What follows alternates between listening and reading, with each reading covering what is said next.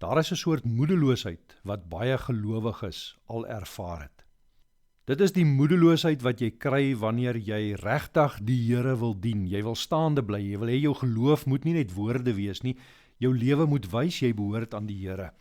Maar dan as jy na jouself kyk, sien jy swakheid. Jy sien hoe jy gedryf word deur jou eie begeertes. Jy sien jou kort humeur, jou ongeduld. Jy sien jou twyfel. Jy sien jou gebrek aan volharding en jou gebrek aan liefde. En dan begin jy wonder, hoe gaan ek ooit geloofsvrug dra? Hoe gaan ek ooit reg kry om te lewe soos iemand wat deur God geroep is? Nou, Petrus, in hierdie tweede brief van Petrus wat ons lees, skryf aan gelowiges wat onder ernstige druk en teenstand in die wêreld rondom hulle geleef het. Hulle het baie spot verduur tussen die heidene waartussen hulle geleef het.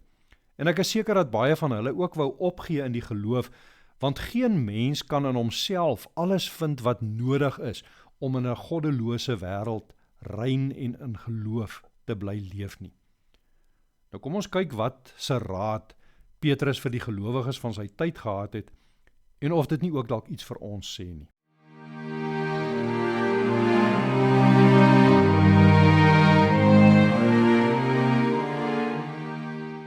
Goeienaand, baie welkom by ons aandgodsdiens.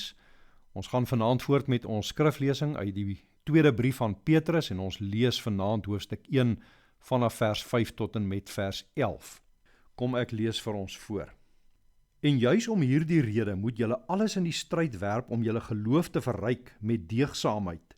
Die deugsaamheid met kennis, die kennis met selfbeheersing, die selfbeheersing met volharding, die volharding met godsvrug, die godsvrug met liefde onder mekaar en die liefde onder mekaar met liefde vir alle mense. As julle dit alles besit en dit neem steeds toe, sal julle met ywer en met vrug ons Here Jesus Christus beter leer ken. Iemand wat hierdie dinge nie sy eie gemaak het nie, is kortsigtig, nog erger, hy is blind en het vergeet dat hy van sy vroeëre sondes gereinig is. Daarom broers, moet julle des te meer daarvoor beywer om deur julle lewe te bewys dat God julle geroep en verkies het. As julle hierdie dinge doen, sal julle nooit struikel nie, en dan sal daar vir julle vrye en feestelike toegang wees tot die ewige koninkryk van ons Here en Verlosser, Jesus Christus. Ek lees net so ver, gelukkig is elke mens wat die woord van die Here hoor en dit glo. Nou Petrus begin hierdie gedeelte wat ons gelees het met die woorde, en juis om hierdie rede. Dit beteken ons moet nie hierdie vers 5 tot 11 losmaak van wat hy in die vorige verse gesê het nie. In die gedeelte wat ons gisteraand gelees het, het hy gesê, God se goddelike krag het ons alles gegee wat ons nodig het om waarlik te lewe en hom te dien. Dit kom deurdat ons hom ken wat ons geroep het deur sy heerlikheid en mag. Alles begin dus by God. Ons glo en ons kan op 'n sekere manier leef omdat God ons geroep het tot geloof en godvrugtige lewe. Daarom hoef ons nie moedeloos te word wanneer ons ons eie onvermoë raak sien nie. As dit van ons eie krag afhang, ja, ons gaan val. Maar omdat God ons roep, kan ons alles in die stryd werp om 'n lewe van geloof te lewe. 'n Lewe wat gekenmerk word deur deugsaamheid, deur kennis, deur selfbeheersing, deur volharding, deur godsvrug, deur broederliefde en deur liefde vir ons naaste. En in hierdie stryd om so te lewe, sê hy, sal ons die krag van God in Jesus Christus leer ken. Ons sal Jesus beter leer ken. Die belangrike wat ons hier moet raak sien, is dat Petrus sê, ons moet alles in die stryd werp om ons geloof op hierdie manier te verryk. Iemand wat net sê dat hy 'n gelowige is, maar wat nie op hierdie manier wil leef nie, sê hy, is blind en kortsigtig.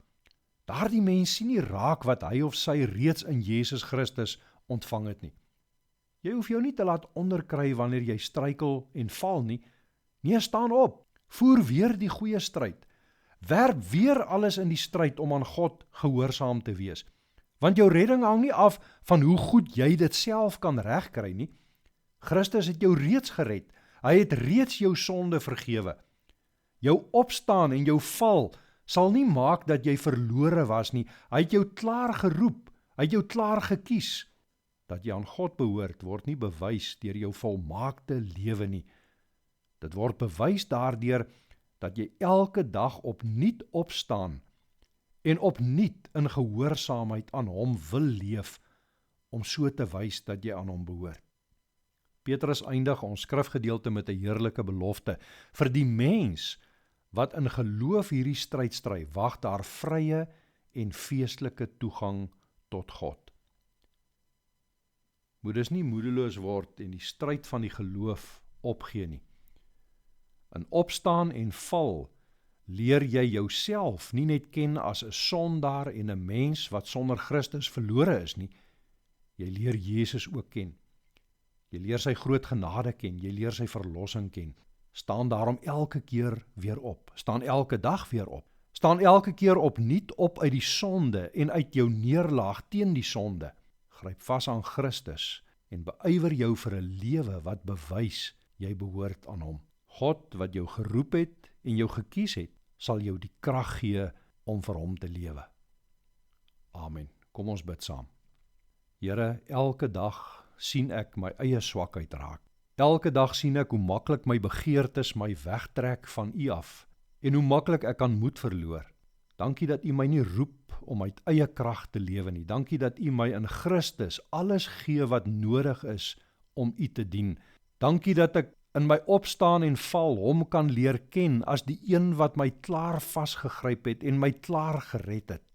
Here, werk in my lewe dat ek ook met die manier waarop ek lewe wys dat ek aan U behoort. Amen.